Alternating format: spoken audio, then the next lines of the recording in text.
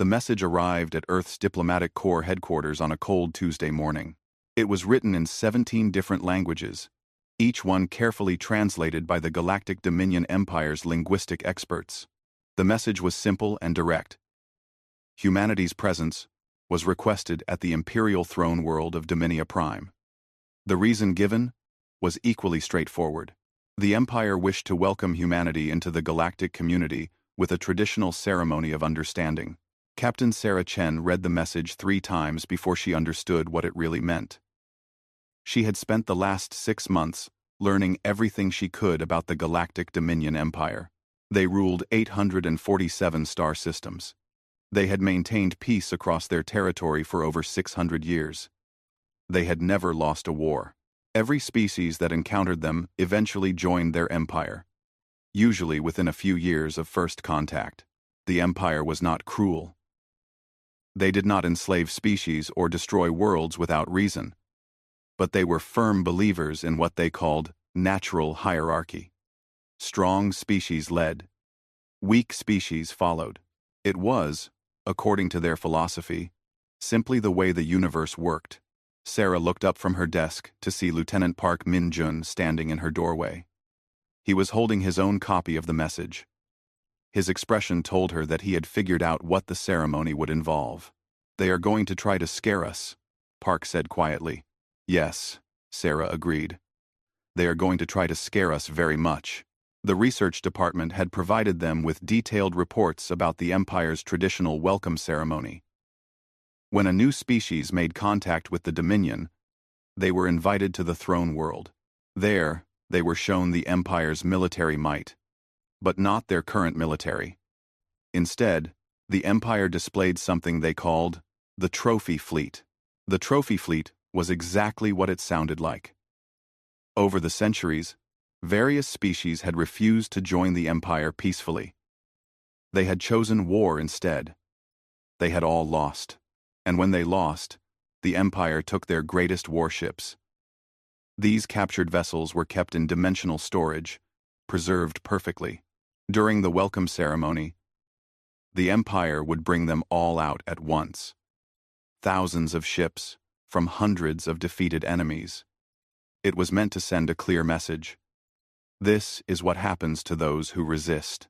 According to the reports, no species had ever chosen to fight the Empire after seeing the Trophy Fleet. The display was simply too overwhelming. The message was too clear. Sarah closed the document on her screen. She looked at Park and smiled slightly. "Well," she said, "I suppose we should not keep them waiting. Start assembling the diplomatic team. I want our best people." "And Park?" "Yes, Captain. Bring the historical database. All of it. Every ship humanity has ever built, lost, or scrapped. I want complete records going back to the first colony missions." Park raised an eyebrow. "May I ask why?" "Just a feeling," Sarah said. "Probably nothing. But I like to be prepared." Wait. 3 weeks later, the human diplomatic vessel Friendship emerged from faster-than-light travel at the edge of the Dominia Prime system. Sarah stood on the bridge, looking at the view screen. The imperial capital world hung in space before them. A blue and green jewel surrounded by massive orbital stations. Each station was the size of a small moon. The ship's sensors counted 43 separate stations, each one bristling with weapons and shield generators. "They are not subtle," said Dr. James Morrison.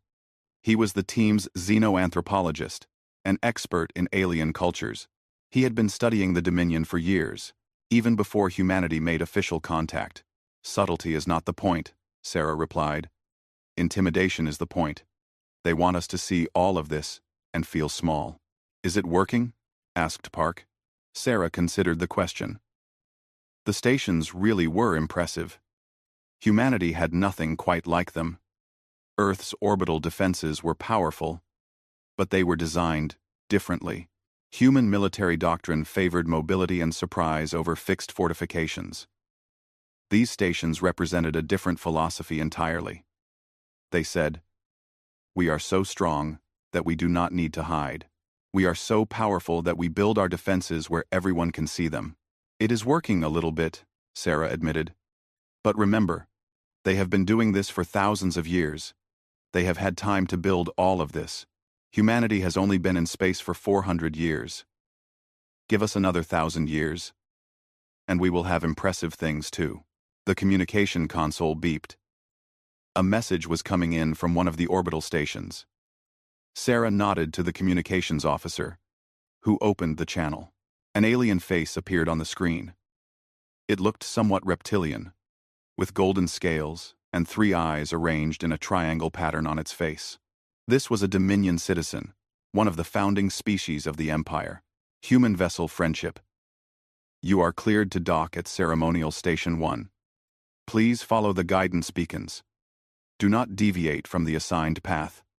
Chancellor Vex Thor will meet you personally. Welcome to Dominia Prime. The channel closed before Sarah could respond. She looked at her pilot. You heard them. Follow the beacons. Let us go see what they want to show us. The docking procedure took 2 hours. The ceremonial station was enormous, with hundreds of docking ports. The Friendship was guided to a port near the station's central axis. As they approached, Sarah could see other ships docked nearby. She recognized several of them from the intelligence reports. Ships from the Zix Commonwealth, vessels from the Haroon Collective, a massive bioship from the Mycelial Network. All the recent additions to the Empire, Park observed. They invited everyone who joined in the last 50 years. They want all the new members to watch. Sarah nodded slowly. That made sense. The ceremony was not just for humanity's benefit. It was a reminder to everyone else as well. A reminder of what the Empire could do. A reminder of why no one fought back. They disembarked from the Friendship into a docking corridor that could have fit a dozen ships side by side. Everything was built to a massive scale. The walls were decorated with murals, showing the Empire's history, great battles, diplomatic victories, peaceful planets, thriving under Dominion rule. Chancellor Vex Thor was waiting for them in the main reception hall. He was tall, nearly 3 meters high, with those same golden scales and 3 eyes. He wore robes that shimmered with embedded circuitry. When he spoke, his voice was deep and resonant. Captain Chen, Lieutenant Park, Dr. Morrison, welcome. We are honored to receive humanity into the galactic community. Your species has impressed us with your rapid expansion and your technological achievements. In just 400 years, you have colonized over 300 systems. This is remarkable. One, Sarah bowed slightly. Chancellor, we are honored by your invitation. Humanity looks forward to peaceful relations with the Dominion. Of course, Vex Thor said. His smile showed many sharp teeth. Peace is always preferable. The Empire has maintained peace for 6 centuries. We have found that peace is easiest when everyone understands the reality of power. To that end, we have prepared a demonstration. A tradition, you might say. Come, other delegates are already gathering. He led them through corridors that grew increasingly grand. They passed other alien delegations, dozens of species, all heading in the same direction. Sarah noticed that many of them looked nervous. Some were whispering to each other. Others walked in silence, their body language suggesting fear. Finally, they reached the observation deck. It was a massive amphitheater, built in a half-circle around an enormous transparent viewport. The viewport looked out into open space. Thousands of aliens were already seated in the amphitheater, arranged by species. Chancellor Vex Thor guided the human delegation to a section marked with Earth's symbol. Please, be seated, Vex Thor said. The ceremony will begin shortly. I think you will find it educational. He left them there and moved to the front of the amphitheater, where a raised platform looked out over the viewport. Other Dominion officials were gathering there as well. Sarah sat down and looked around. The atmosphere in the amphitheater was tense. None of the aliens were talking now. They were all staring at the viewport, waiting. "This feels like a trial," Park whispered. "It is a trial," Dr. Morrison replied quietly. "A trial of our will. They are going to show us something terrible. And watch how we react." Suddenly, the lights in the amphitheater dimmed. A hologram appeared above the platform where the Dominion officials stood. It was massive, filling the air above the viewport. It showed the face of an alien Sarah did not recognize. This being was even larger than the reptilian Dominion founders. Its skin looked like polished stone, and it had 6 eyes arranged around its head. "Behold!" A voice boomed through the amphitheater. "Emperor Kaldan XV, Master of the Dominion, Keeper of Peace, Lord of 847 systems." The Emperor's holographic face looked down at the assembled delegates. When he spoke, his voice seemed to come from everywhere at once. "New friends," the Emperor said. "You are here because your species have recently joined the great community of civilized worlds. You are here because we wish you to understand the Dominion.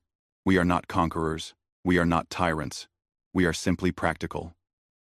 We understand that the universe is dangerous. We understand that only through unity can civilizations truly thrive." He paused, and his 6 eyes seemed to look at each delegate in turn. "But unity requires understanding. And understanding requires knowledge. You must know what the Dominion is capable of. You must know why 600 years have passed since any species dared to raise weapons against us. You must see the truth of power." The Emperor raised one massive hand. Outside the viewport, something began to happen. Space itself seemed to ripple. Small tears in reality appeared, growing larger.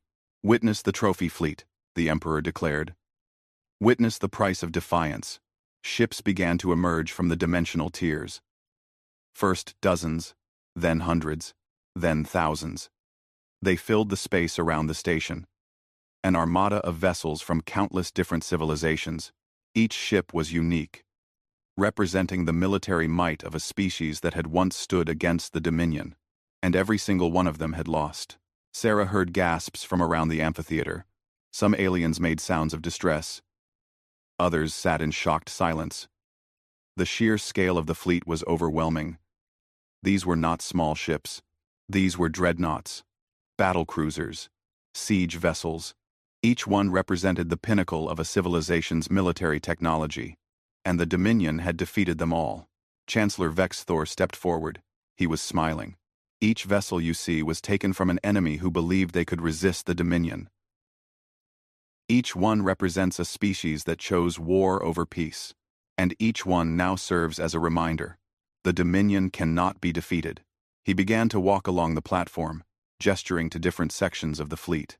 "The red vessels with 3 hulls are from the Korth Supremacy. They believed their superior numbers would overwhelm us. The black pyramids are from the Sharel Ascendancy. They believed their psychic powers made them invincible. The crystalline spheres belonged to the Eternal Chorus. They believed their energy weapons could pierce any defense." He paused and smiled wider. They were all wrong. Sarah forced herself to breathe steadily. The display really was impressive. She had to give them that. Thousands of ships, each one a trophy, each one a warning. The message was clear. Do not fight. You cannot win. Park leaned close to her and whispered, "Captain, should I start recording?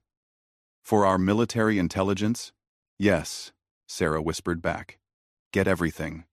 Every ship type, every design. Earth Command will want to study this."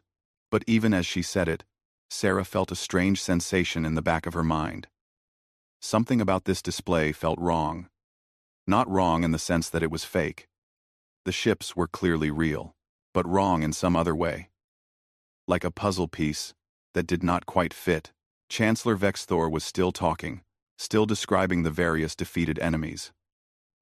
The aliens in the amphitheater were still sitting in stunned silence. And outside, the trophy fleet continued to fill the void, a monument to the Dominion's power. Then Emperor Kaldan spoke again. "But these are merely our lesser victories. the defeated enemies who fell quickly. Now, witness the crown jewels of our collection. Behold the ships that belong to our greatest foe. More dimensional tiers opened. These were larger than before, and from them emerged 5 vessels that dwarfed everything else in the fleet. They were enormous, each one at least 5 kilometers long. They had a distinctive design. Cylindrical hulls with rotating sections, massive engine arrays at the rear, and armor plating that still gleamed despite their age. Sarah stared at the ships. Her mind felt suddenly blank. There was something familiar about them. Something she could not quite place. Park grabbed her arm. His datapad had fallen from his hands onto the floor. He was staring at the ships with an expression of complete shock. "Captain," he whispered.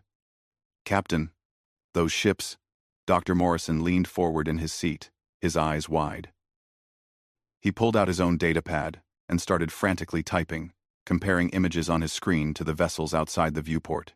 Emperor Kalden's voice filled the amphitheater once more. 300 years ago, the Dominion faced its greatest threat. A species of warriors more ruthless than any we had encountered before. They sent 5 massive warships against us. The war lasted for decades. Millions died on both sides. But in the end, the Dominion prevailed. We captured these vessels and destroyed the civilization that built them. They are gone. Now, extinct. Their homeworld lost to time. But their ships remain as our greatest trophy, as proof that no enemy, no matter how powerful, can stand against the Dominion. Sarah's hands were trembling. She knew those ships. She knew exactly what they were. Park was frantically scrolling through his historical database, and Dr. Morrison had pulled up technical schematics on his screen. This was impossible. This was absolutely impossible. But there was no mistaking it. Sarah had seen these exact designs in museums on Earth. She had studied them in history classes at the Academy. Chancellor Vexthor approached the human delegation. His smile was expectant. He wanted to see their fear. He wanted to see them realize the futility of resisting the Dominion. Sarah tried to speak. She opened her mouth, but no sound came out. She tried again. And then she made a sound that no one in the amphitheater expected. She snorted. A short, sharp sound of suppressed laughter. Park looked at her. Dr. Morrison looked at her. Then, Park's shoulders began to shake. He was biting his lip, trying desperately not to laugh. Dr. Morrison covered his mouth with his hand, but his eyes were watering. Sarah felt the laughter building in her chest. She tried to hold it back. She really tried. This was supposed to be a diplomatic ceremony. This was supposed to be serious, but she could not help it. Captain Sarah Chen, Chief Diplomatic Representative of Humanity, threw back her head and burst into full, uncontrollable laughter. The sound of human laughter echoed through the observation amphitheater like a stone thrown into a still pond. The ripples spread outward. Conversations stopped, mid-sentence. Aliens turned in their seats to stare at the human delegation. Even the Dominion officials on their raised platform froze, uncertain how to react. Sarah Chen could not stop laughing. Every time she tried to compose herself, she would look at those 5 enormous ships hanging in space outside the viewport, and a fresh wave of laughter would overtake her. Tears were streaming down her face. Her sides hurt. Lieutenant Park Min-jun had given up trying to maintain his diplomatic composure. He was doubled over in his seat, his shoulders shaking with silent laughter. He had dropped his datapad again, and this time, he did not bother to pick it up. Dr. James Morrison was making strange wheezing sounds as he tried to breathe through his laughter. He kept pointing at his datapad screen, then at the viewport, then back at his screen, as if he could not quite believe what he was seeing. Chancellor Vexthor stood frozen on the platform. His 3 eyes were wide with confusion and growing anger. This was not how the ceremony was supposed to go. New species were supposed to react with fear. They were supposed to understand their place in the galactic order. They were not supposed to laugh. The other alien delegations in the amphitheater were looking at each other in confusion. Some seemed frightened by the humans' reaction. Others appeared curious. A few whispered among themselves, trying to understand what was happening. Emperor Kalden's massive holographic face loomed above the viewport. His 6 eyes narrowed, creating shadows across his stone-like features. When he spoke, his voice was cold and hard. "You find the Dominion's military might amusing, humans?" Sarah tried to respond. She really did. She took a deep breath and opened her mouth to speak. But then, she looked at those 5 ships again, and another burst of laughter escaped her lips. She covered her mouth with both hands, her whole body shaking. Park managed to gasp out a few words between his fits of laughter. "I am sorry. We are so sorry. This is just... Oh, no. This is..." He dissolved into laughter again, unable to finish his sentence. The atmosphere in the amphitheater was shifting. The confusion was giving way to tension. The Dominion officials were clearly offended. Some of them had moved their hands to their weapons. The alien delegates were becoming nervous.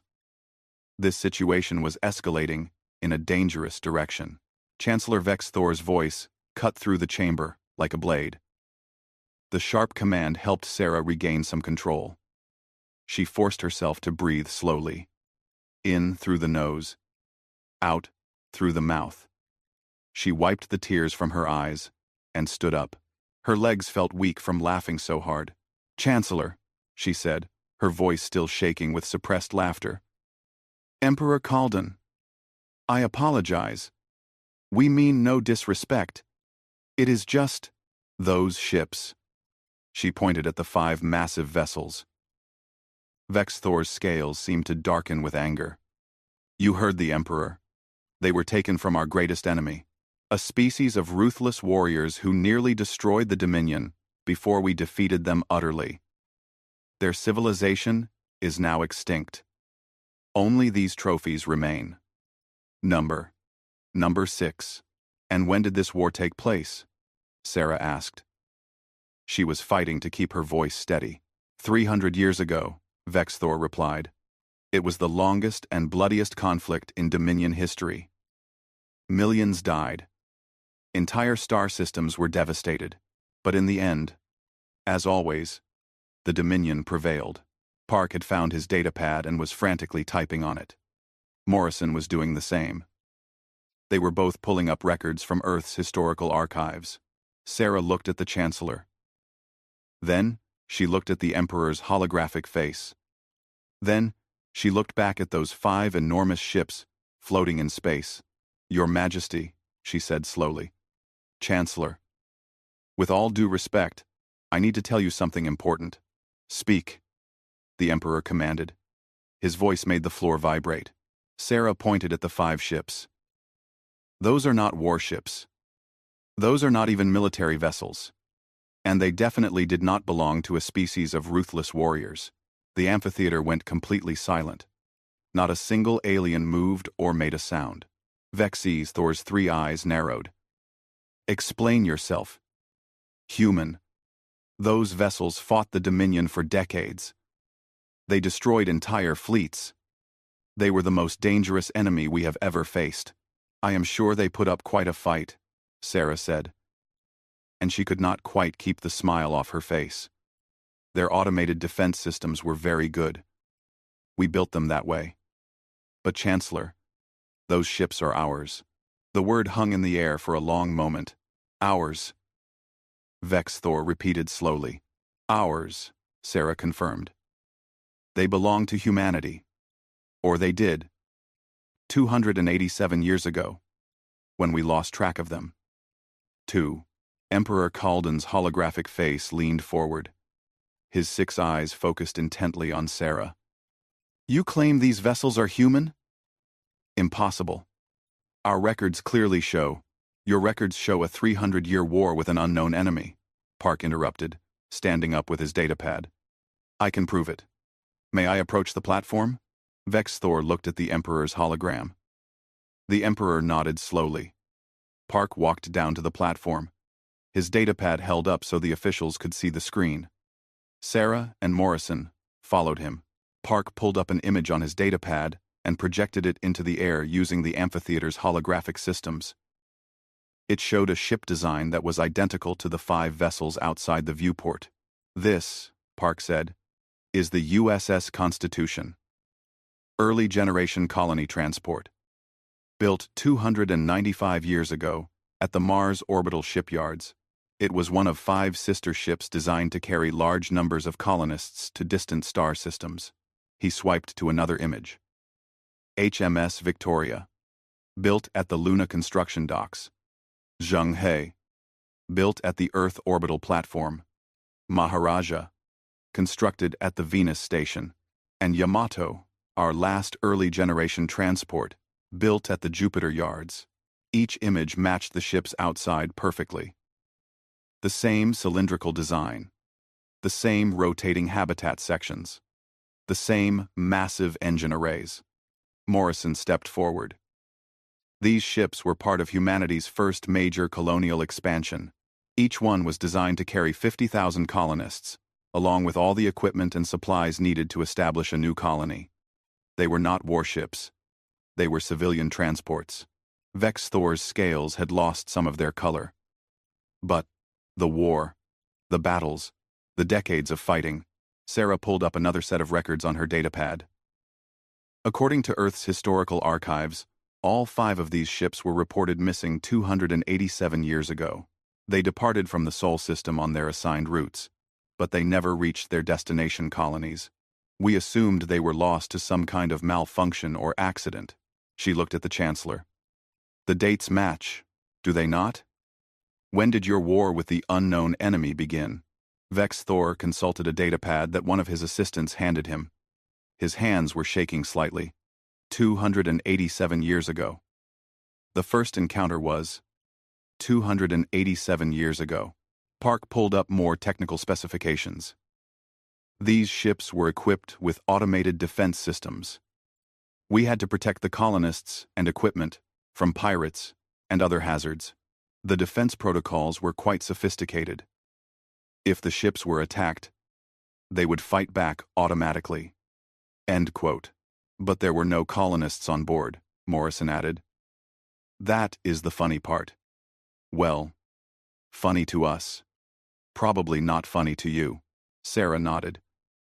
You see, about 290 years ago, humanity invented a much better, faster-than-light drive. It made these old ships obsolete almost overnight. The new drive could move ships twice as fast and use half the energy. We were going to scrap these 5 transports, but someone had a better idea. She pulled up another document. The colonies were already established at the destination systems. They needed equipment, farming machines, manufacturing systems, construction tools, water purification units, all the heavy equipment that was originally supposed to travel with the colonists. So we loaded all 5 ships with equipment and supplies, programmed them to autopilot to the colony systems, and sent them on their way. Unmanned? Vex Thor's voice was barely a whisper. Completely unmanned, Sarah confirmed. No crews, no colonists. Just cargo holds full of tractors and water pumps and industrial fabricators. And of course, the automated defense systems.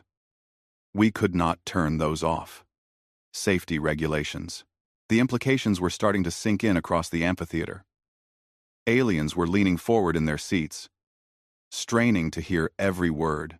The Dominion officials on the platform looked like they had been struck by lightning. Morrison pulled up tactical analysis reports. Let me guess how the war went. Your ships encountered these 5 transports. You tried to scan them. The automated systems interpreted your scans as hostile action and activated defensive protocols. You opened fire. The defense systems responded. And then you were locked in combat with vessels that were following basic protect the cargo programming. Park was nodding. These old transports were built tough. They had to be. For long journeys through deep space. Thick armor plating. Redundant systems. Multiple shield generators. And those automated defense turrets could track and engage hundreds of targets simultaneously. But they were just following their programming, Sarah added. Protect the cargo. Avoid destruction. return fire against any threat. They were not trying to destroy the Dominion. They were not warriors. They were delivery trucks with very good security systems. She looked directly at Emperor Kalden's holographic face. Your Majesty. The Dominion did not fight a war against a species of ruthless warriors. You fought a 300-year war against 5 unmanned cargo ships that were trying to deliver farming equipment to human colonies. The silence in the amphitheater was absolute. It was the kind of silence that happens when everyone's understanding of reality shifts at the same moment. One of the Dominion officials, a smaller alien with blue fur, spoke up hesitantly. But our fleets. We lost thousands of ships, millions of soldiers. How could automated systems— Oh, human engineering is very good, Morrison said cheerfully. We tend to overbuild things. Better safe than sorry, as we say. And these transports had to protect very valuable cargo. We programmed them to be extremely defensive. Park pulled up combat analysis data from Earth's military archives. The defense systems on these transports were designed to handle multiple pirate vessels simultaneously. They had predictive targeting algorithms, adaptive shield modulation, and automated repair systems. If you kept attacking them, they would keep defending themselves. They would learn from each engagement and adapt their tactics.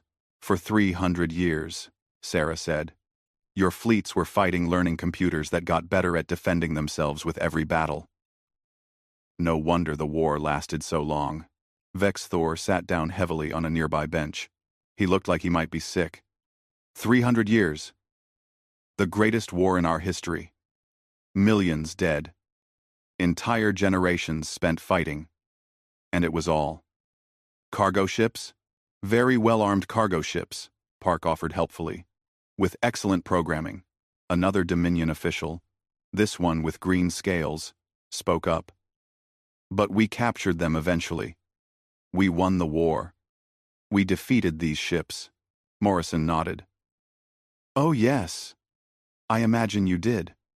The defense systems were good, but they were not perfect. And 300 years is a long time.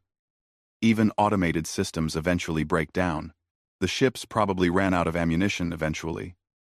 Or their power systems degraded. Or you finally figured out some tactical approach that the programming could not handle. He paused. Out of curiosity, how did you finally win? What was the breakthrough? The green-scaled official looked uncomfortable. We stopped attacking them. We realized they only fired when fired upon. So we used communication drones instead of warships. We sent diplomatic signals. When they did not respond, we sent boarding teams through dimensional portals. By the time we figured out the ships were empty, we had already lost. So much. Sarah felt a pang of sympathy for them despite everything. I am sorry for your losses. Truly. If we had known what was happening, we would have sent the shutdown codes. The whole thing could have been resolved peacefully. Shutdown codes. Vex. Thor. Repeated. Numbly. Park held up his datapad. Every human ship has command override codes, even automated ones, especially automated ones.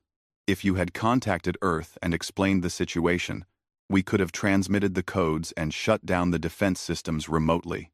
But instead, Morrison said, you thought you were fighting a war. So you kept attacking. And the ships kept defending themselves. A tragic misunderstanding that lasted for 3 centuries. Emperor Kalden's holographic face had gone completely still. His 6 eyes stared at nothing. Finally, he spoke, and his voice sounded tired and old. What you are telling us, what you are claiming, is that the greatest military victory in Dominion history was against unmanned human cargo ships? Yes, Your Majesty, Sarah said gently. That is exactly what I am telling you. No. Another long silence fell over the amphitheater. Then, from somewhere in the seats where the alien delegation sat, someone made a sound. It might have been a cough, or it might have been a laugh. It was hard to tell. Sarah looked at the 5 ships hanging in space outside the viewport. From this angle, she could see some of the hull markings. There, on the side of the largest vessel, was the registry number, USS Constitution, Colony Transport, Yedden. Chancellor, she said. Your Majesty, if it is possible, humanity would like to request the return of these ships. There is still equipment on board that we could use, and honestly, they belong in a museum. Future generations of humans should be able to see them and learn about the time 5 cargo ships accidentally fought the most powerful empire in the galaxy to a standstill. Vexthor looked up at her. His 3 eyes were filled with an emotion Sarah could not quite identify. Shame, perhaps, or maybe just exhaustion. What was in the cargo holds? He asked quietly. What was so valuable that you gave it such powerful defenses? Park consulted his datapad. According to the manifests, mostly farming equipment, automated tractors, irrigation systems, seed banks. Also, some industrial fabricators for manufacturing, water purification systems, medical supplies, the basic necessities for establishing a colony, farming equipment, Vexthor repeated. Very expensive farming equipment, Morrison added. Colonial expansion was costly. We wanted to make sure the cargo arrived safely. The Chancellor stood up slowly. He looked very old suddenly. He turned to face the Emperor's hologram. Your Majesty, I believe we need to discuss this matter privately. Perhaps we should adjourn the ceremony for now. Emperor Kaldan nodded. His holographic face began to fade. But before it disappeared completely, he spoke one more time. Captain Chen, Lieutenant Park, Dr. Morrison. The Dominion appreciates your clarification. We will need time to process this information. Please return to your ship. We will contact you soon to discuss the return of your vessels and other matters. The hologram vanished. The lights in the amphitheater came up. Dominion officials were scrambling off the platform, talking urgently among themselves. The alien delegations sat in stunned silence, trying to understand what they had just witnessed. Sarah looked at Park and Morrison. They looked back at her. And then, unable to help themselves, all 3 humans burst into laughter again. The walk back to the friendship felt longer than it should have. Sarah Chen and her team moved through the corridors of Ceremonial Station. One in silence. But it was not a comfortable silence. It was the silence of people who knew they had just changed everything, without meaning to. Behind them, the amphitheater was in chaos. Through the walls, Sarah could hear raised voices. Aliens arguing in dozens of different languages. The Dominion officials shouting orders. Someone was crying. Someone else was laughing. It was the sound of an entire worldview collapsing in real time. Security drones followed the human delegation at a distance. They were not threatening, exactly, but they were watching, making sure the humans went directly back to their ship without talking to anyone else. When they finally reached the friendship, Sarah almost ran up the boarding ramp. Once inside, with the airlock sealed behind them, she leaned against the wall and let out a long breath. Well, said Park. That did not go as planned. Did we have a plan? Morrison asked. He was still clutching his datapad like a lifeline. The plan was to watch their display, look appropriately impressed, and then begin formal diplomatic discussions, Sarah said. She laughed, but it sounded a bit hysterical even to her own ears. The plan was definitely not to accidentally reveal that their greatest military victory was against unmanned cargo ships. She pushed herself off the wall and headed for the bridge. Her crew looked up as she entered. They had been watching the ceremony through the ship's sensors. Their expressions ranged from shock to barely suppressed amusement. Captain, said Lieutenant Yuki Tanaka, the friendship's pilot. Are we expecting trouble? Should I prepare for immediate departure? Sarah considered the question. The Dominion had let them leave the station. They could have detained them. They could have arrested them for insulting the Empire. Instead, they had let them go. That was a good sign. Probably. Not yet, Sarah said. But keep the engines warm, just in case. And make sure our faster-than-light drive is fully charged. If things go wrong, I want us ready to jump out of this system immediately. She sat down in the captain's chair and pulled up the communication logs. Several messages had come in while they were at the ceremony. Most were from other human diplomatic vessels, asking for updates. One was from Earth Command. Sarah opened that one first. Captain Chen, this is Admiral Rodriguez. We have been monitoring your mission. We saw the ceremony broadcast. We need a full report as soon as possible. Also, and I cannot believe I am asking this, are those really our old colony transports? Confirm immediately. Sarah activated the reply function. Admiral, confirmed. USS Constitution, HMS Victoria, Zheng He, Maharaja, and Yamato. All 5 early-generation transports that went missing 287 years ago. The Dominion had them. They thought they were warships from an extinct species. I have corrected their misunderstanding. Currently waiting aboard Friendship for the Dominion's response. Will provide full report soon. Chen out. Action taxidio.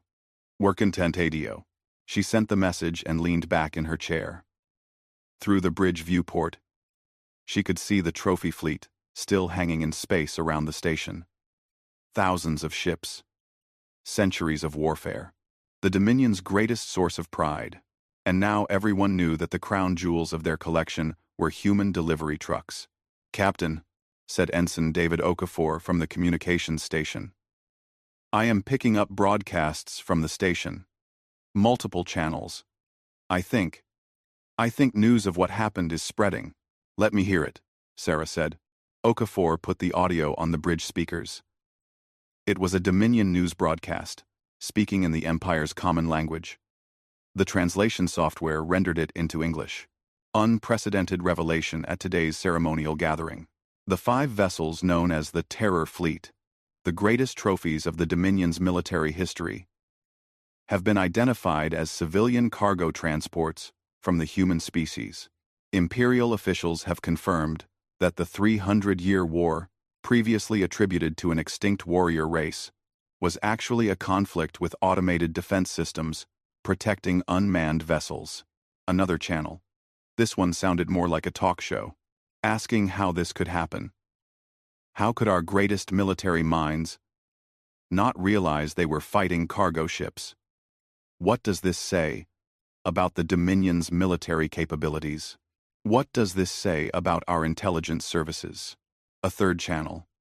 An alien voice, angry and bitter. Lies upon lies.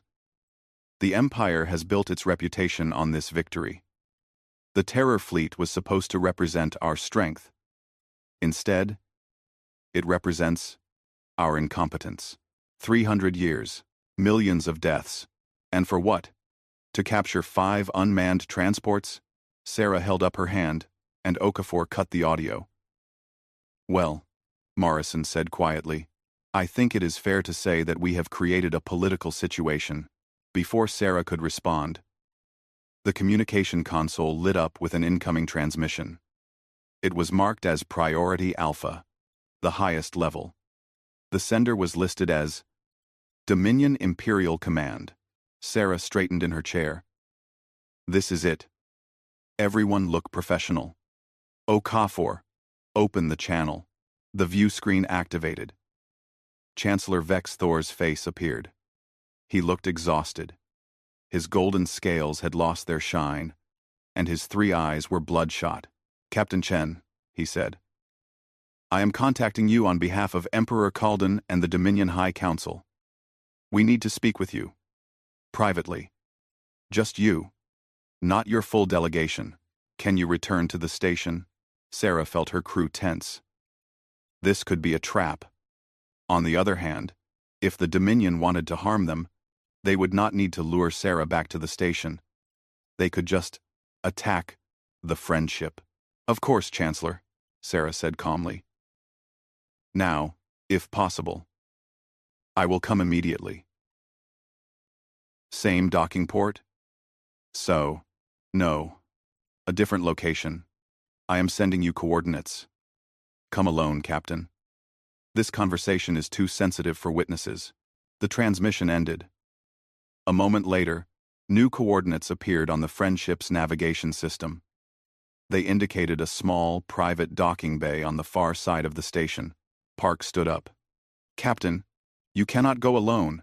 It is too dangerous. He is right, Tanaka added. This could be an ambush. Sarah shook her head. If they wanted to hurt me, they would not be this subtle. Vex Thor sounded desperate, not angry. I think they need help. And regardless of how this day has gone, we came here to establish diplomatic relations. That means taking some risks. She stood and headed for the airlock. Park, you have command while I am gone. If I am not back in 2 hours, contact Earth Command and get out of this system. Do not wait for me. Quote. Captain Park started to protest. That is an order, Lieutenant. She left before he could argue further. The private docking bay was much smaller than the ceremonial port where the Friendship was moored. Sarah flew over in a small shuttle, piloting it herself. The bay doors opened as she approached, and she set the shuttle down on a landing pad that looked like it had not been used in years. Chancellor Vex Thor was waiting for her. He was alone. No guards, no assistants. Just him, standing in the empty docking bay looking lost. Sarah exited the shuttle carefully. Her hand rested near her sidearm, just in case. But Vex Thor made no threatening moves. Instead, he simply gestured to a door on the far side of the bay. Thank you for coming, Captain. Please, this way. He led her through the door and down a corridor. They passed through several security checkpoints, all unmanned. Finally, they reached a small conference room. The walls were transparent, offering a view of space and the trophy fleet beyond. Inside the room, 3 other aliens were waiting. Sarah recognized 2 of them from the ceremony. The blue-furred official, and the one with green scales. The third was new. An alien that looked like it was made of living crystal, its body refracting light into rainbow patterns. Captain Chen, Vex Thor said formally. Allow me to introduce War Leader Krath. He indicated the green-scaled alien, Intelligence Director Mivsha, the blue-furred one, and High Counselor Zin, the crystal being. Together with Emperor Kalden and myself, we form the Dominion High Council. We are the 5 individuals who govern the Empire. Sarah bowed slightly to each of them. Please, sit. Vex Thor said. We have much to discuss. They're well. One no. Sarah sat at the conference table. The 5 council members took seats around her. No one spoke for a moment. Finally, High Counselor Zin broke the silence. When the crystal being spoke, its voice sounded like wind chimes. Captain Chen, we need to ask you something. And we need you to answer honestly. What you revealed today at the ceremony. About the cargo ships. Was this some kind of strategy? A deliberate attempt to humiliate the Dominion? Sarah looked at each council member in turn. They all seemed genuinely confused and hurt. She realized they were trying to understand whether humanity had planned this as some kind of power move. No, she said firmly. Absolutely not. We had no idea those ships were here. We had no idea what the Dominion ceremony would involve. When we saw the Constitution and the others, we were shocked. The laughter was genuine. It was not calculated. But you did humiliate us, War Leader Krath said. His voice was bitter. Intentional or not, you have destroyed our reputation. The Terror Fleet was the foundation of the Dominion's authority. Every species in the Empire knew that we had defeated the most dangerous enemy in the galaxy. Now everyone knows we spent 3 centuries fighting delivery vehicles. Sarah could not argue with that. I am sorry. If I could take it back. But would you? Intelligence Director, Mivsha interrupted. Her blue fur rippled with agitation. If you had known the truth beforehand, would you have revealed it anyway? Or would you have let us continue living in ignorance? That was a harder question. Sarah thought about it carefully before answering. I do not know, she admitted. On one hand, revealing the truth has clearly caused problems. On the other hand, you were building your entire civilization's reputation on a misunderstanding. Eventually, someone would have figured it out. Better to learn the truth from us, in private, than to have it exposed by an enemy during a war. Vex Thor leaned forward. That is what concerns us most, Captain. What happens now? This information is already spreading. We have tried to suppress the broadcasts, but it is too late. Within days, every species in the Dominion will know. Within weeks, every independent civilization in the galaxy will hear the story. The Empire's authority is built on strength. Without that authority, everything falls apart. High Counselor Zin's crystalline body flickered. Already, we are receiving reports of unrest. Some member species are questioning whether they need to remain in the Empire. Others are wondering whether they could successfully rebel, now that they know the Terror Fleet was not what we claimed. The Treaty of the Black Stars specifically references our victory over the Terror Fleet as proof of Dominion supremacy, War Leader Krath added. That treaty keeps 6 major civilizations from going to war with each other. If they decide the treaty is based on false premises, we could see the largest galactic war in history. Sarah felt the weight of what she had done settling on her shoulders. She had not meant to destabilize an empire. She had just laughed at a funny coincidence. But intentions did not matter. The consequences were real. What do you want from me? She asked quietly. How can I help? The 5 council members looked at each other. Some silent communication seemed to pass between them. Finally, Vex Thor spoke. We need you to tell us the truth about humanity's real military capabilities. Not your cargo ships, your actual warships. Because, Captain, if we are going to stabilize the Empire, we need to understand exactly what we are dealing with. Intelligence Director Mivsha pulled up a holographic display. It showed star charts. Human space was marked in blue. Hundreds of systems. You said humanity has only been in space for 400 years. Yet you have colonized over 300 systems. That is a rate of expansion that far exceeds the Dominion's historical growth. Your technology must be significantly more advanced than we realized. Those cargo ships fought our fleets to a standstill for 300 years. War Leader Krath said. And they were obsolete. You said so yourself. You said you built better, faster than light drives, and made those ships outdated. That was 290 years ago. What have you built since then? Own 4. Sarah understood what they were asking.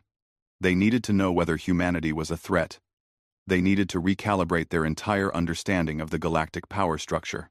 And they needed to know whether they should be afraid. She thought about the ships she had seen in human space. The modern fleet. The vessels that actually were designed for war, not for carrying colonists and farming equipment. All right, she said. I will tell you. But first, you need to understand something about humanity. We do not like war. We really do not.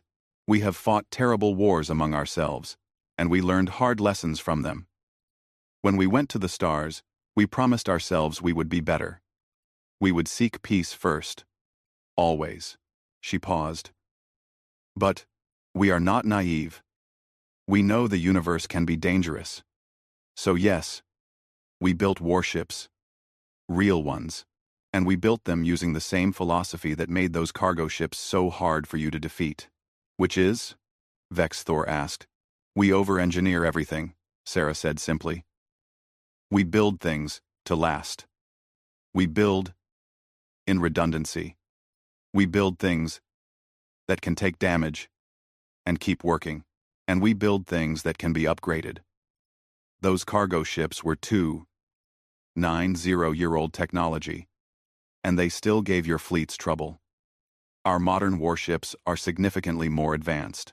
She pulled out her own datapad and brought up some images. They showed sleek vessels, much smaller than the massive cargo transports, but clearly designed for combat. These are Defender-class frigates. Standard patrol vessels. There are approximately 15,000 of them in service across human space. Each one is designed to operate independently for up to 5 years, without resupply. They have faster-than-light drives that can jump almost instantly, adaptive shield systems, and weapons that can track targets across light seconds of distance. She swiped to another image. These are Guardian-class cruisers, heavy combat vessels. We have about 3,000 of them. They are designed to fight in coordinated groups, sharing sensor data and overlapping their defensive fields. Each one carries enough firepower to destroy a small moon. Another swipe. Sentinel-class battleships, capital vessels. We have 200 of them. Each one is essentially a mobile fortress. They can generate shields strong enough to deflect asteroid impacts. They carry weapons that can crack planetary crust. And they have manufacturing systems on board that can build new, smaller ships in the field. The Dominion Council members were staring at the images.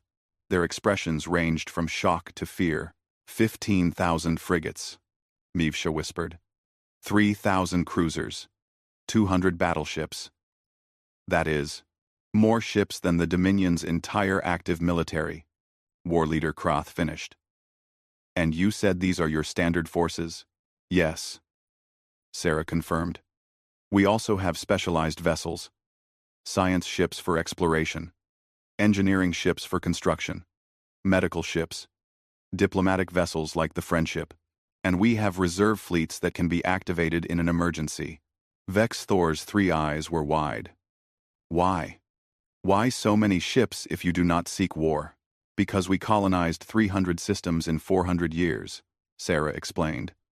That is a lot of space to patrol. A lot of colonies to protect. A lot of shipping lanes to keep safe. And because we remember our history. We remember what it is like to be unprepared. We swore we would never be helpless again. She looked at each council member. But Chancellor, War Leader, all of you, please understand. We did not build these fleets to conquer. We built them to protect. Every ship I showed you is designed with defense in mind. Fast shields, long-range sensors, the ability to evacuate civilians quickly. Our military doctrine is all about preventing fights, not winning them. But you could win them, High Counselor Zinn said. It was not a question. Sarah thought about how to answer that. Honesty seemed like the best policy at this point. Yes, she said quietly. If we had to, we could.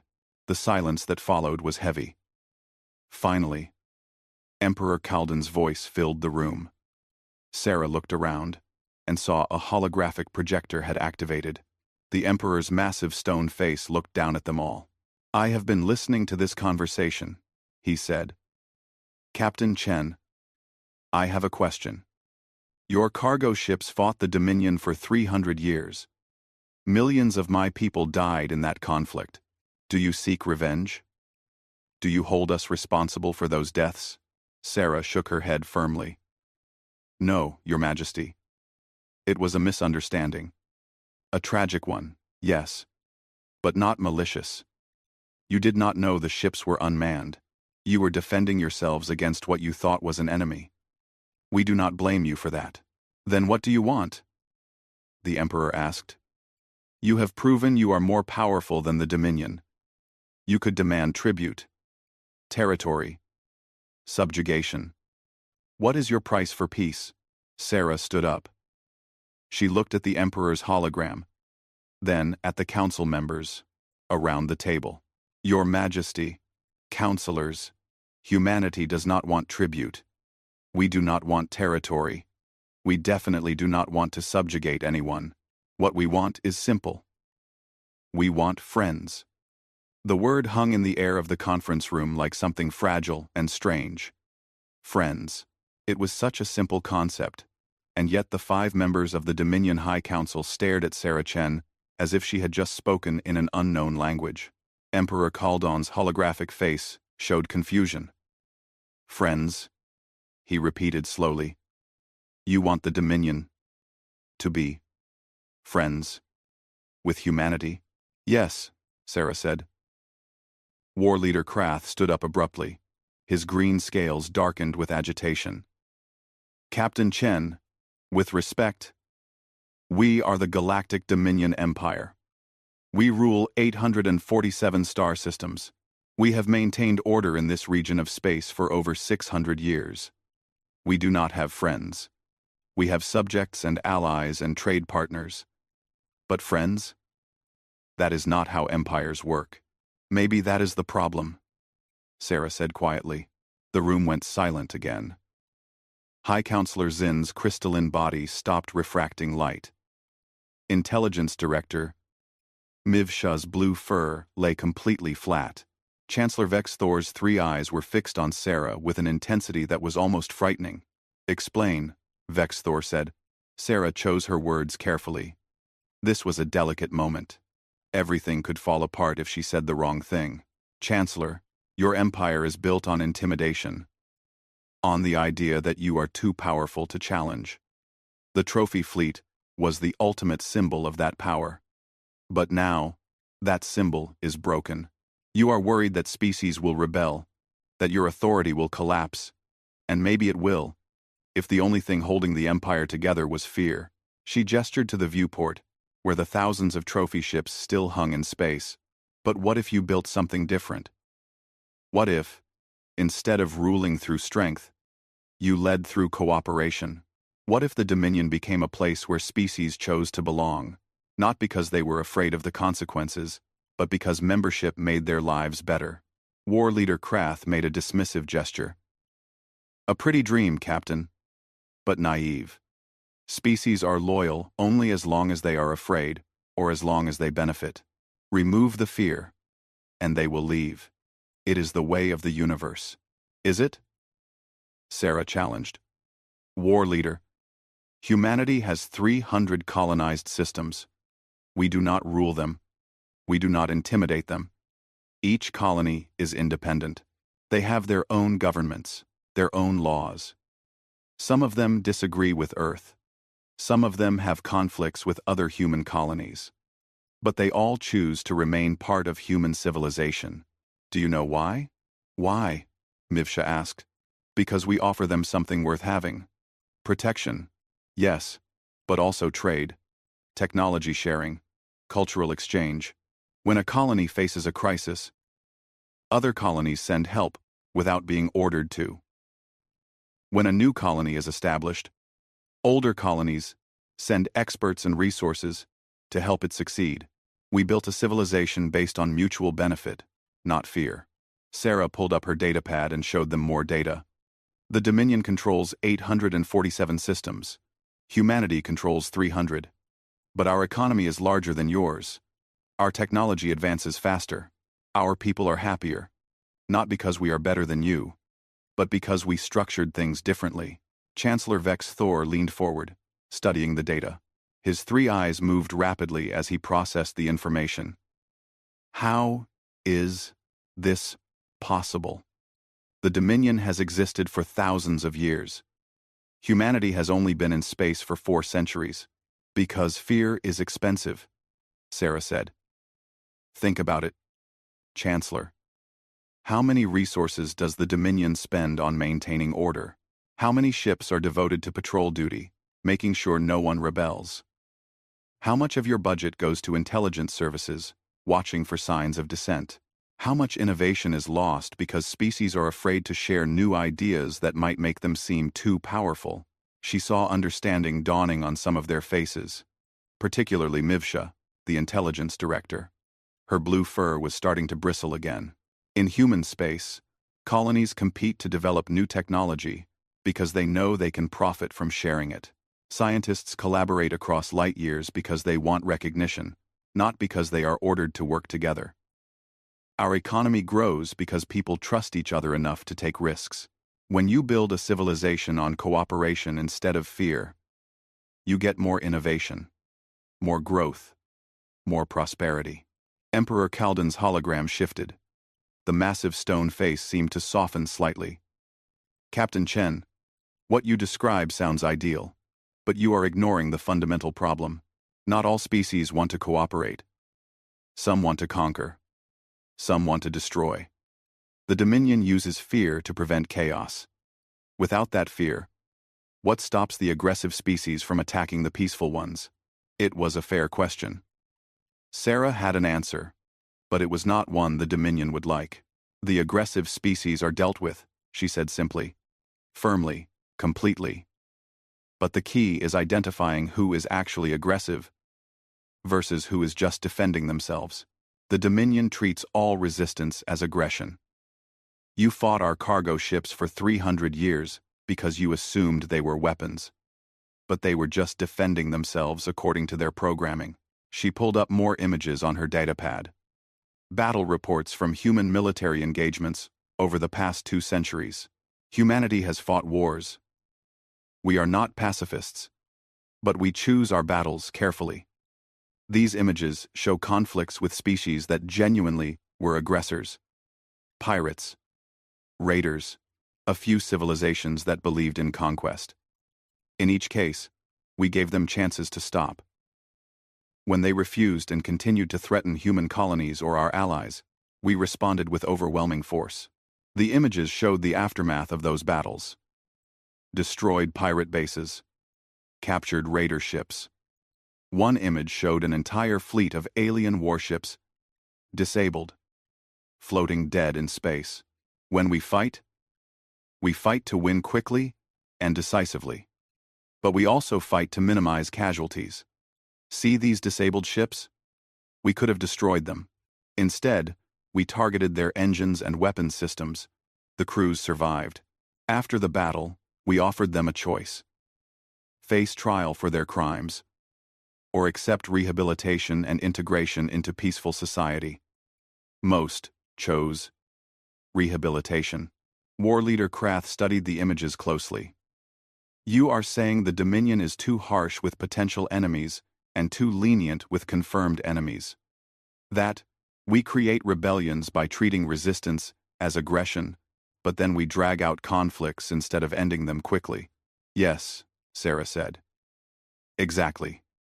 You maintain a constant level of pressure that is not quite enough to crush resistance, but is too much to allow peace. It is the worst of both approaches. High Counselor Zinn spoke up, its voice chiming softly.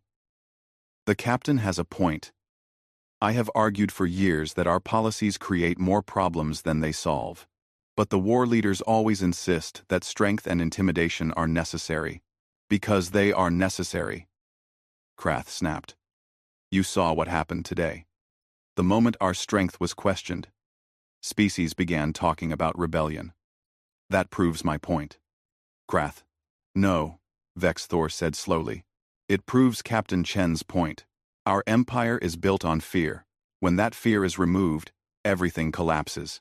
But an empire built on cooperation would not collapse.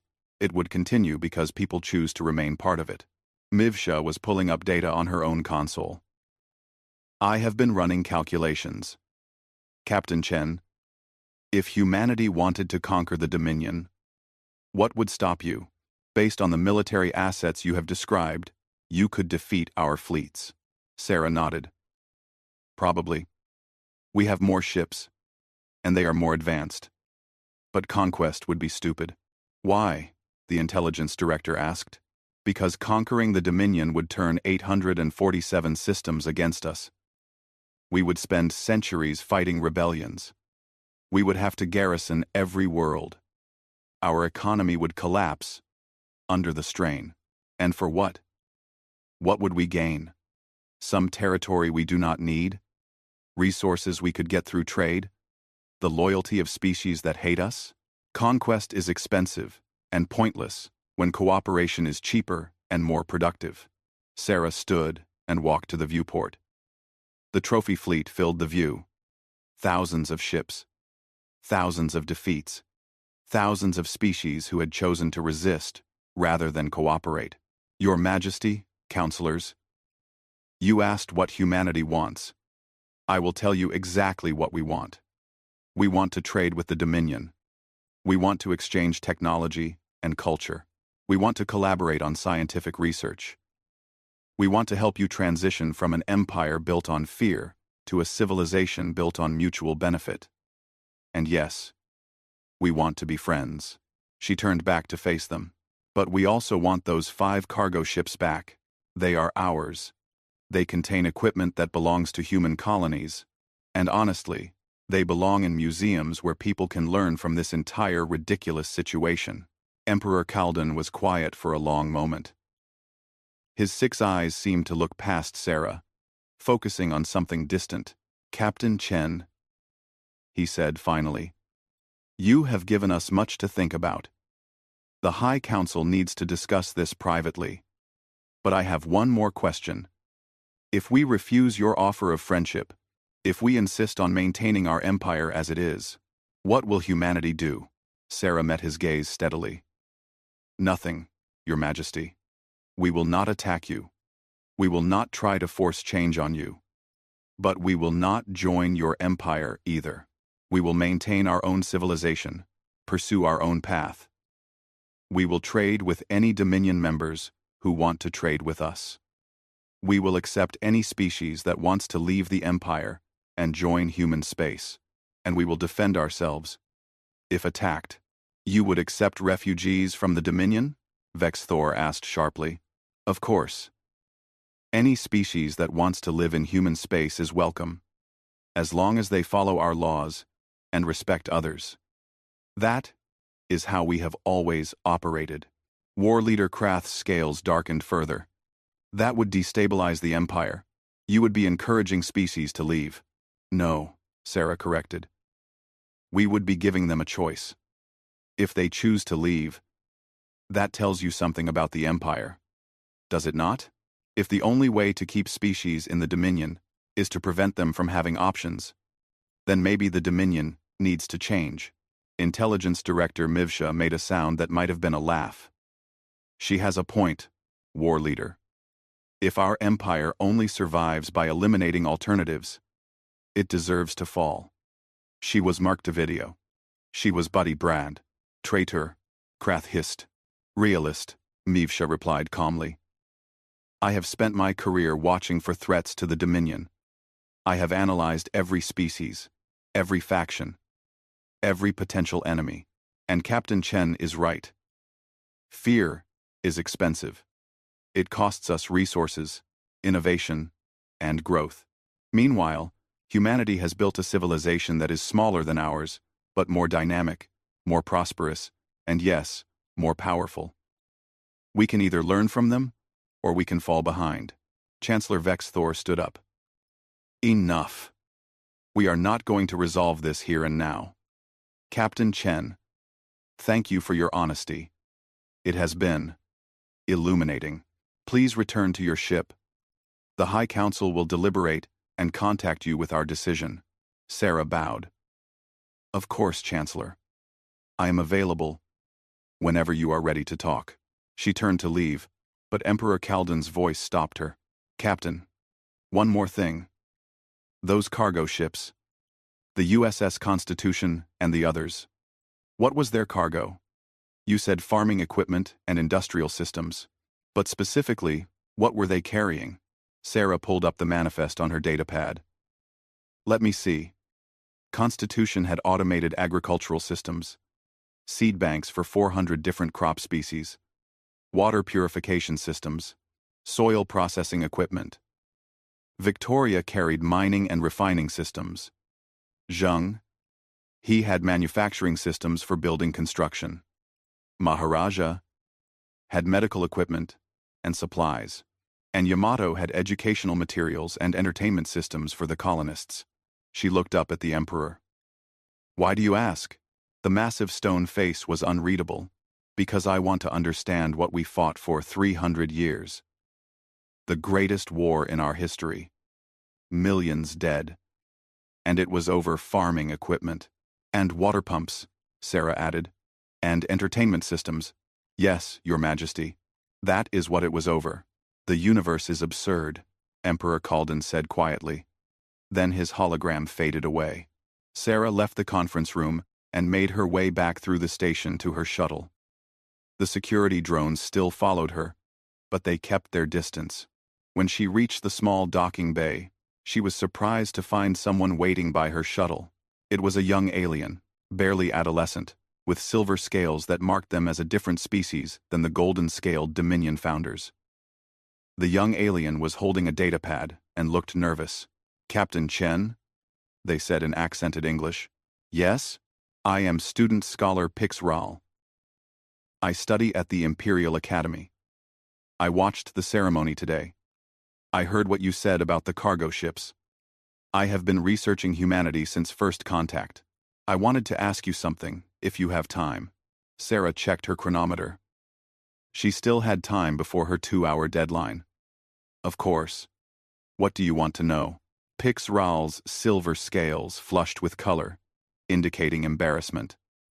"Is it true that humanity has exploration vessels whose only purpose is to study things, not to claim territory or find resources, but just to learn?" "Yes," Sarah said. "We have an entire fleet of science vessels. Their mission is to explore, study, and discover." "Why?" "Asa? Why? Because that is what I want to do," Pix Ral said quietly. "I want to explore. I want to learn about new species and new worlds.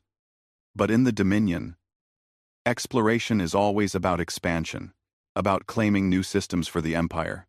There is no place for someone who just wants to learn." Sarah smiled. "In human space, there are dozens of universities that would love to have you. Science ships that would welcome a xenologist. Research stations studying everything from stellar formation to alien botany. If that is what you want to do, you can do it." Pix Ral's scales flushed with a different color. Hope, Sarah realized. The young alien was feeling hope. "Could I really?" Pix Ral asked. "But I am not human. Would I be welcome?" "Of course," Sarah said. "We have many non-human scientists working in human space. Species that joined us. Refugees from other empires. Explorers who liked what we were doing and decided to stay. The only requirements are that you respect others and contribute to the community. If you are serious, I can give you contact information for several universities that accept alien students." She pulled out her datapad and transmitted the data to Pix Ral's device. The young alien stared at the information with wide eyes. "Thank you," Pix Ral whispered. "Thank you so much. You are welcome. Study hard, Pix Ral. Maybe someday I will read a paper you have written." Sarah boarded her shuttle and lifted off. As she flew back toward the friendship, she thought about that conversation. Young Pix Ral represented something important, a generation that wanted something different. A future that was not built on fear and intimidation. Maybe the Dominion would change. Maybe they would not. But either way, the galaxy was changing. The revelation about the cargo ships had cracked something open. People were questioning things they had always accepted. And that, Sarah thought, was probably a good thing. Even if it was uncomfortable in the short term. When she reached the friendship, Park and Morrison were waiting for her in the docking bay. They looked relieved to see her. "Captain," Park said. Sarah shook her head. "No. I think we are fine. The Dominion High Council is discussing our situation.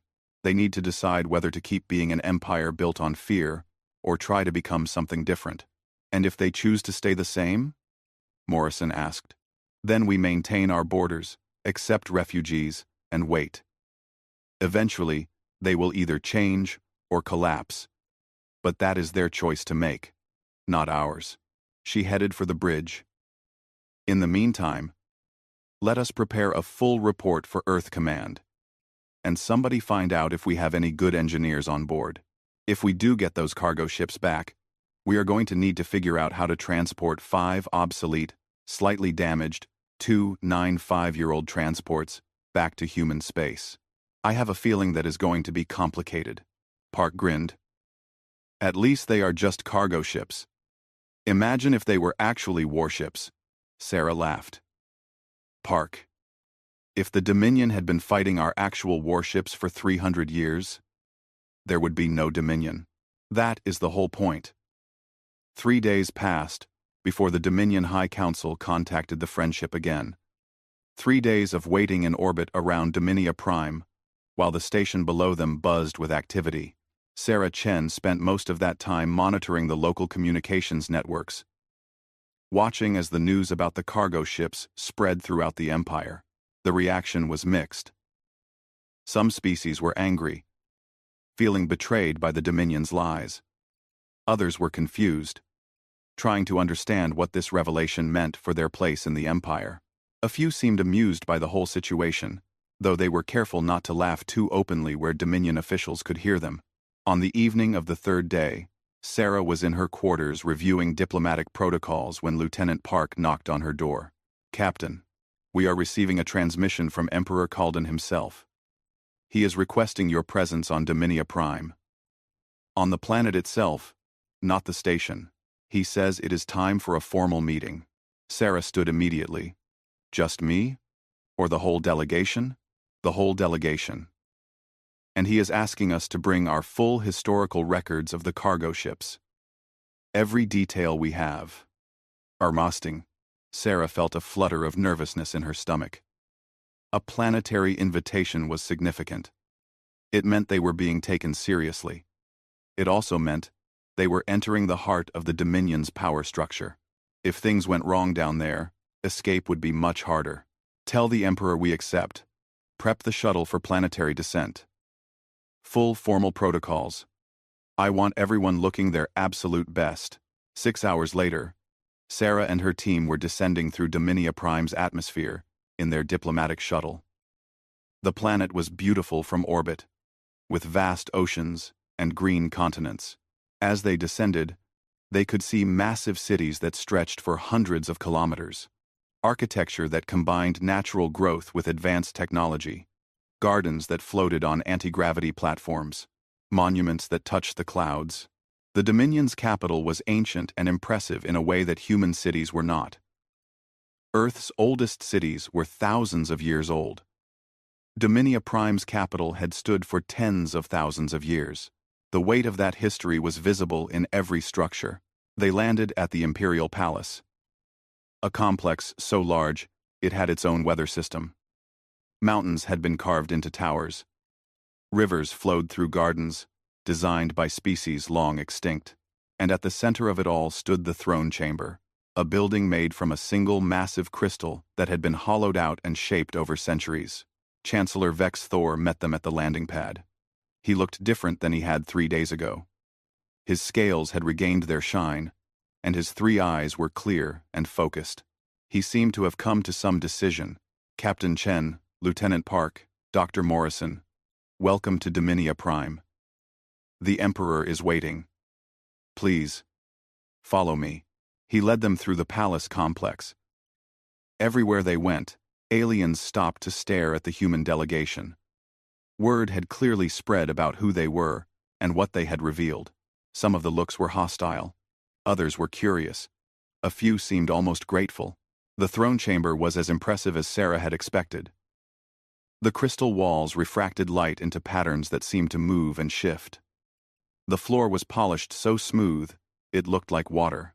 And at the far end, raised on a platform that put him above everyone else, sat Emperor Kalden. The massive stone-like being looked even more imposing in person than his hologram had suggested. He was at least 10 meters tall, with those 6 eyes arranged around his head in a pattern that let him see in all directions at once. His skin really did look like polished stone, gray and white with veins of gold running through it. The 5 members of the High Council were present as well, standing on platforms arranged around the Emperor's throne. Sarah recognized them all now. Chancellor Vex Thor with his golden scales, War Leader Krath with his green scales, Intelligence Director Meev Shah with her blue fur, High Counselor Zin with its crystalline body, and a 5th member Sarah had not met before, a being that looked like it was made of living water, constantly flowing and reforming. "Treasurer Nim," Vex Thor whispered to Sarah, indicating the water being. "She manages the Empire's economy." Emperor Kalden's voice filled the chamber. "Captain Sarah Chen of Earth, you stand before the throne of the Galactic Dominion Empire. 3 days ago, You revealed information that has shaken the foundation of our civilization. You exposed a truth that we had hidden from ourselves. For this, we should be angry. We should punish you for your disrespect. Sarah felt her team tense beside her. This was it. The moment when things could go very wrong. But we are not angry, the Emperor continued. We are grateful. The word echoed through the crystal chamber. Grateful. Sarah blinked in surprise. Emperor Kalden shifted his massive body, and the platform under him adjusted to support his weight. For 3 days, the High Council and I have debated. We have argued. We have examined every aspect of Dominion policy and history. And we have come to a conclusion. The Empire, as it exists now, is unsustainable. End. Murmurs rippled through the chamber. Sarah noticed there were other aliens present. Observers standing in galleries around the room. They were hearing this announcement for the first time. The Dominion was founded on the principle of order through strength, Kalden said. For millennia, this principle served us well. But Captain Chen is correct. We built an empire on fear, and fear is expensive. It costs us innovation. It costs us growth. It costs us the loyalty of our member species. Most importantly, it costs us the opportunity to build something better. War Leader Krath stepped forward. Your Majesty, I must protest. If we abandon our principles now, in the wake of this revelation, we will be seen as weak. Species will rebel. The Empire will collapse. Then let it collapse, Emperor Kalden said calmly. The chamber went silent. Every alien froze. Sarah was pretty sure she had stopped breathing. I am serious, Kalden continued. If the only way to maintain our empire is through constant intimidation and fear, then it deserves to collapse. Captain Chen showed us that there is another way. Humanity has built a civilization based on cooperation and mutual benefit. It is smaller than our empire, but it is more prosperous, more dynamic, more resilient. They offer us a model for change. High Counselor Zin's crystalline body chimed softly. The Emperor and I have been discussing this for 3 days. We propose a fundamental restructuring of the Dominion. Not an empire, but a confederation. Member species would have genuine autonomy. They would choose to belong because membership benefits them, not because they fear the consequences of leaving. Treasurer Nim's watery form rippled. The economic analysis supports this approach. Fear-based compliance costs approximately 40% of our gross domestic product in enforcement and suppression activities. If we redirected those resources into development and trade, we could increase prosperity across all member systems within a generation. Intelligence Director Mivsha added, My projections show that voluntary cooperation would actually increase security, not decrease it. Species that choose to belong will defend the Confederation against external threats. Species that are forced to belong become internal threats themselves. Chancellor Vex Thor looked at Sarah. Captain Chen, the High Council wishes to propose a treaty with humanity. We call it the Treaty of Mutual Prosperity. In this treaty, the Dominion would formally transition from an empire to a confederation. We would adopt many of the principles that make human civilization successful. In exchange, we ask that humanity share its technology and expertise to help us through the transition. Sarah's mind was racing. This was much more than she had expected. She had hoped for a peaceful resolution, maybe a trade agreement, but the Dominion was proposing to completely restructure itself based on the human model. Your Majesty, counselors, I am honored by this proposal. But I must be honest. This transition will be difficult. Some species will resist the changes. Some of your own officials will fight to maintain the old system. It could take decades. It might even lead to civil war. We know, Emperor Kalden said. But the alternative is worse. If we continue as we are, the empire will slowly decay. Species will rebel, one by one. We will spend centuries fighting to maintain control until eventually we are too weak to continue. Better to change now, while we still have the strength to manage the transition. War Leader Krath had not moved from his position. His green scales were dark with anger. Your Majesty, I cannot support this. To abandon everything the Dominion has built, everything we have achieved, because of one embarrassing revelation. It is not about embarrassment, Kalden interrupted. It is about effectiveness. War Leader, answer me honestly. Would the Dominion military be able to defeat humanity in a war? Krath hesitated. The silence stretched out. Finally, he said, No, Your Majesty. Based on the information Captain Chen provided, humanity's military would defeat us. Their technology is more advanced. Their tactics are more flexible. Their industrial base is more productive. We would lose. And if humanity chose to conquer the Dominion, could we stop them? No, Your Majesty. So we are, at this moment, at the mercy of a civilization that could destroy us if they wished. And yet Captain Chen is standing here, offering friendship and cooperation instead of conquest. Does that not suggest their approach is superior to ours? Krath's scales slowly lightened. Sarah could see the internal struggle on his face. Finally, he bowed his head. Yes, Your Majesty. It does. Then it is decided, Emperor Kalden said. He looked at Sarah. Captain Chen, on behalf of the Dominion High Council, I formally request that humanity assist us in transitioning from an empire to a confederation. We want to learn from you. We want to build a civilization where species choose to belong rather than being forced to obey. Will you help us? Sarah felt the weight of the moment. This decision would shape the future of this entire region of space. It would affect trillions of beings across hundreds of star systems. And she was being asked to speak for all of humanity. But she already knew what her answer would be. Your Majesty, I cannot speak for all humanity. But I can tell you what I believe. Earth would be honored to help the Dominion through this transition. We would be happy to share our technology, our expertise, our experience. Not as conquerors or rulers, but as friends and partners, she smiled. However, I do have one condition. Emperor Kalden's 6 eyes focused on her. Name it. We get our cargo ships back. All 5 of them. And you help us transport them home. For a long moment, the chamber was silent. Then Emperor Kalden made a sound. It started as a rumble deep in his chest.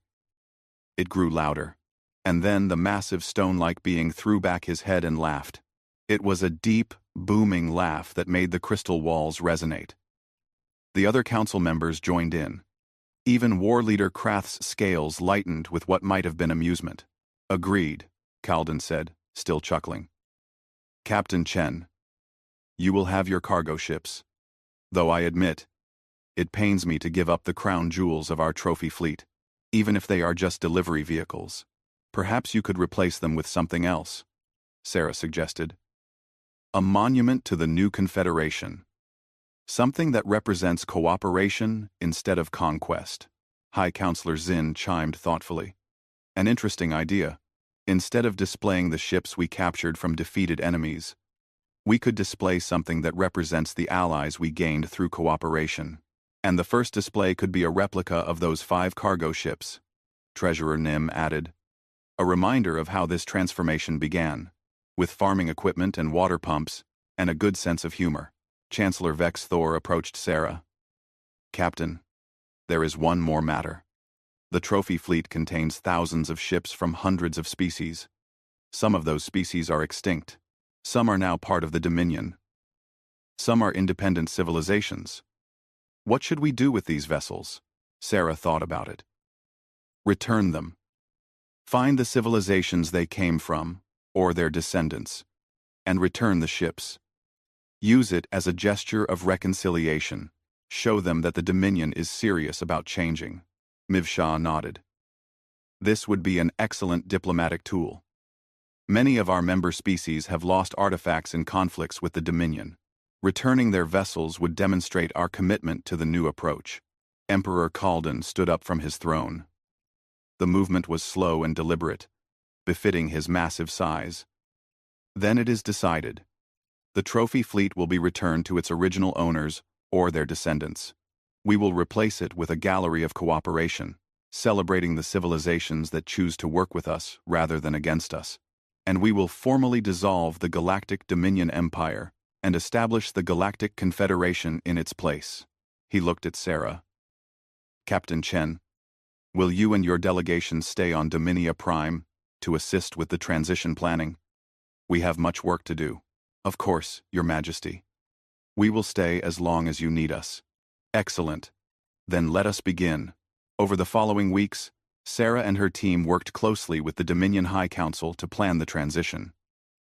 It was complicated work. Thousands of laws needed to be rewritten, trade agreements needed to be renegotiated, military structures needed to be reorganized, and most importantly, member species needed to be convinced that the changes were real and permanent. Sarah sent regular reports back to Earth. The response from Earth Command was enthusiastic but cautious. They approved of the treaty and sent additional diplomatic personnel to help with the transition. But they also quietly increased the readiness level of the human military, just in case things went wrong. 1 month after the ceremony that changed everything, Sarah stood in the same observation amphitheater where the trophy fleet had been displayed. This time, she was watching something very different. The 5 cargo ships USS Constitution, HMS Victoria, Zheng He, Maharaja, and Yamato were being prepared for transport back to human space. Dominion engineers had worked with human technicians to repair the ships and update their systems enough for the journey. It had been delicate work. The ships were nearly 300 years old and had been in combat. But human engineering was good, and the ships were built to last. Lieutenant Park stood beside Sarah, watching the preparations. Hard to believe all of this started because we laughed at the wrong moment. Right moment, Sarah corrected. If we had not laughed, if we had pretended those ships were as terrifying as the Dominion believed, none of this would have happened. The Empire would have continued on its path. Eventually, there would have been a crisis. Maybe a war between the Dominion and humanity. Maybe a massive rebellion. But something would have broken. Dr. Morrison joined them. He was holding a datapad filled with notes. I have been studying the historical records. Do you know how many species the Dominion defeated in the time they were fighting our cargo ships? How many? Sarah asked. 17. 17 different civilizations that refused to join the Empire. The Dominion diverted resources to the war against our automated defense systems, which meant they were less prepared when other conflicts arose. Some of those 17 species might have been successful in their resistance if the Dominion had not been distracted. Sarah thought about that. 5 unmanned ships, following simple programming, had occupied the greatest empire in the galaxy for 3 centuries. They had changed the course of history without even meaning to. Chancellor Vex Thor approached them. He looked tired, but satisfied. Captain Chen, the High Council wanted me to inform you. The first 3 member species have formally voted to remain in the new confederation. They cited the proposed changes to autonomy and economic policy as their reasons. It is a small start, but it is a start. That is excellent news, Chancellor. How many species have voted so far? Only 10. We are proceeding carefully, starting with the species we believe are most likely to support the changes. But the early results are promising. He gestured to the viewport, where the cargo ships were being surrounded by Dominion tugs.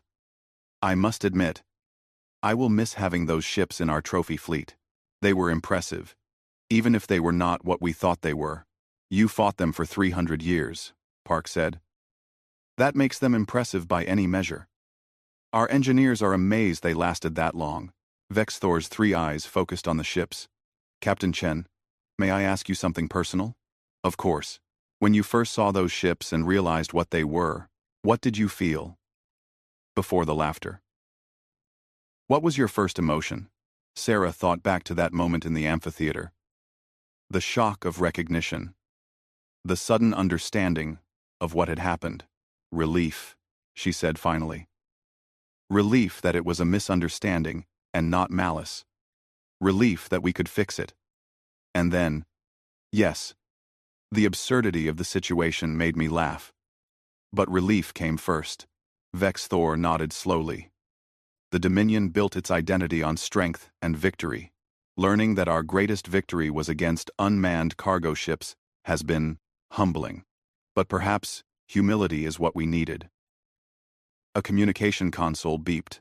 One of the Dominion technicians called out, "Chancellor, the cargo ships are ready for departure. All systems check complete. They are cleared to begin the journey to human space." Sarah activated her communication link to the Friendship.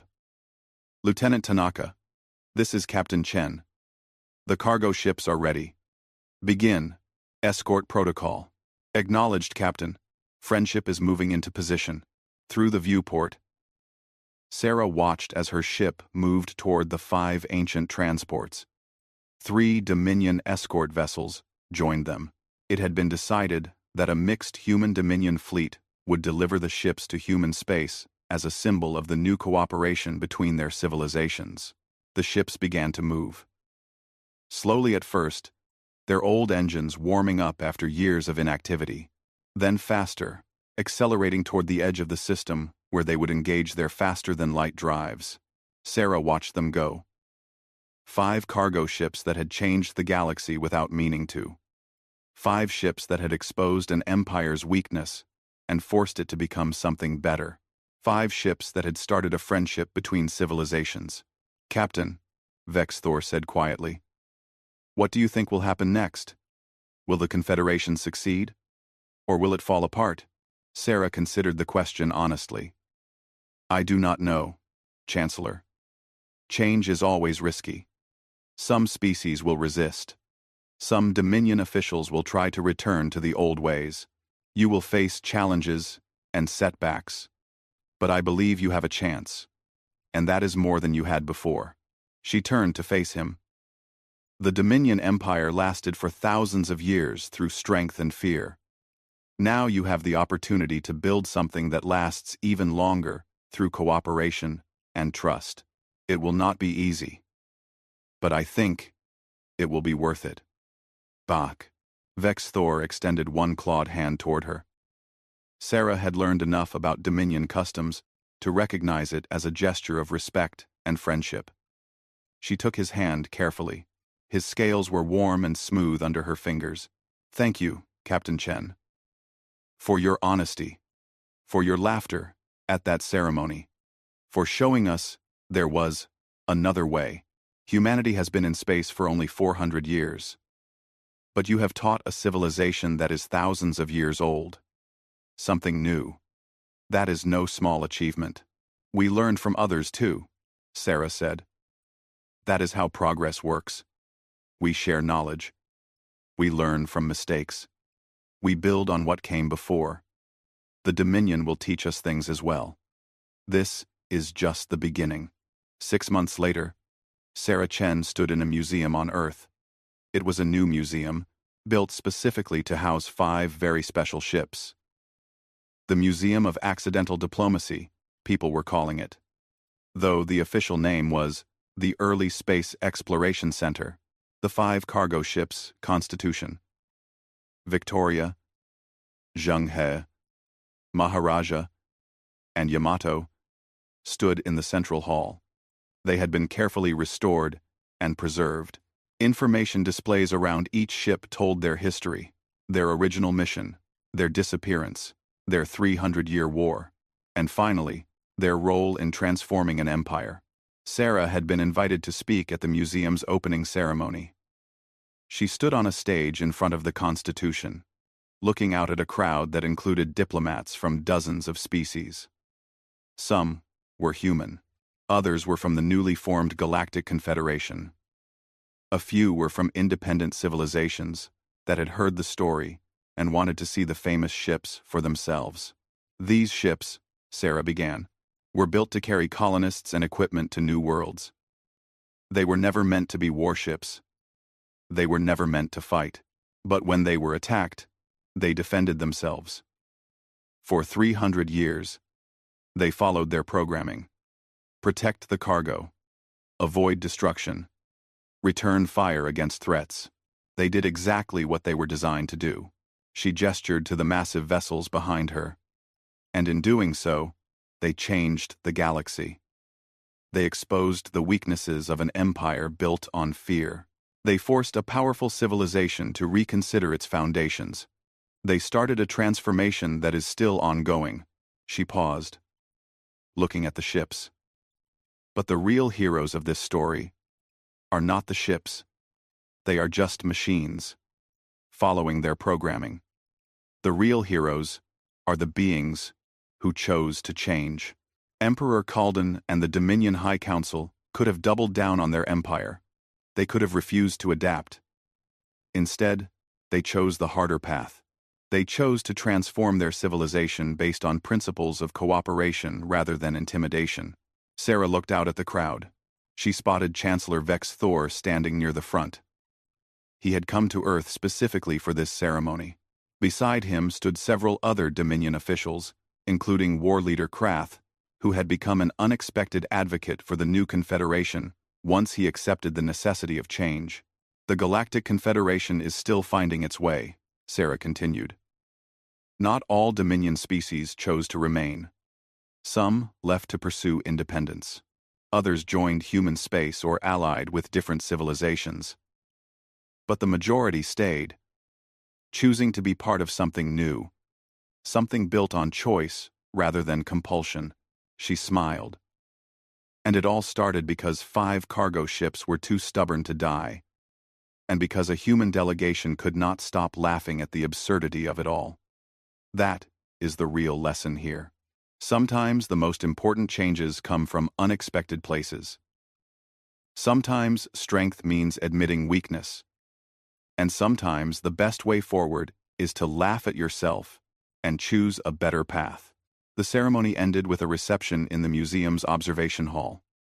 Sarah found herself surrounded by well-wishers and reporters. Everyone wanted to know about the cargo ships. Everyone wanted details about the transformation of the Dominion. Eventually, she managed to slip away to a quieter corner. She was looking up at the Constitution, studying its battle-scarred hull, when someone joined her. It was student scholar Pix Ral, the young alien she had met on Dominia Prime. The silver-scaled student had taken Sarah's advice and applied to several human universities. Now Pix Ral was studying xenobiology at the University of Mars, one of humanity's most prestigious institutions. Captain Chen, Pix Ral said shyly, I wanted to thank you. If you had not encouraged me, I would never have had the courage to leave the Dominion and pursue my dream. Sarah smiled. You had the courage already. Pix Ral, I just pointed you in the right direction. How are your studies going? Wonderfully. I am learning so much. And Captain, I have been researching the cargo ships. I wanted to understand exactly how their defense systems worked. Do you know what I discovered? What? The programming was brilliant. The ships were designed to avoid fights whenever possible. They would only fire if actually attacked. They would break off combat if the attacker retreated. They were trying to minimize conflict even while defending themselves. That is very human, I think. To build protection systems that still seek peace whenever possible. Sarah had not thought about it that way, but Pix Ral was right. Even in their automated defense protocols, humans had built-in preferences for de-escalation and restraint. It said something about humanity's values that even their cargo ship security systems tried to avoid unnecessary violence. That is a good observation, Pix Ral. You are going to be an excellent researcher. The young alien's scales flushed with pleased colors. I hope so. I want to study how different species approach technology and design. I think we can learn a lot about a civilization from the tools they build. These cargo ships taught me that. They stood together, looking up at the massive vessel. Around them, the museum was filled with beings from across the galaxy. All of them drawn to see the ships that had changed everything. The cargo vessels that had fought an empire to a standstill and then transformed it into something new. Sarah thought about all the improbable events that had led to this moment. 5 ships sent on autopilot. An empire that mistook them for an enemy. A 300-year war against automated defenses. A ceremonial display meant to intimidate that instead exposed a fundamental truth. And laughter, human laughter, that started a revolution. The universe really was absurd sometimes. But that absurdity, Sarah had learned, could lead to wonderful things. The Galactic Confederation was not perfect. There were still problems, still challenges, still species that resisted change. But it was better than what had come before, and it would continue to improve, as long as people chose cooperation over conquest, friendship over fear. She looked at the plaque mounted on the wall beside the Constitution. It read, USS Constitution, Colony Transport 01. Launched 295 years ago to carry colonists and equipment to New Terra. Lost in transit. Fought the Galactic Dominion Empire for 300 years. Sparked the transformation of an empire into a confederation. Returned home to remind us that sometimes the greatest victories come from places we never expected. And that laughter can change the galaxy. Sarah smiled.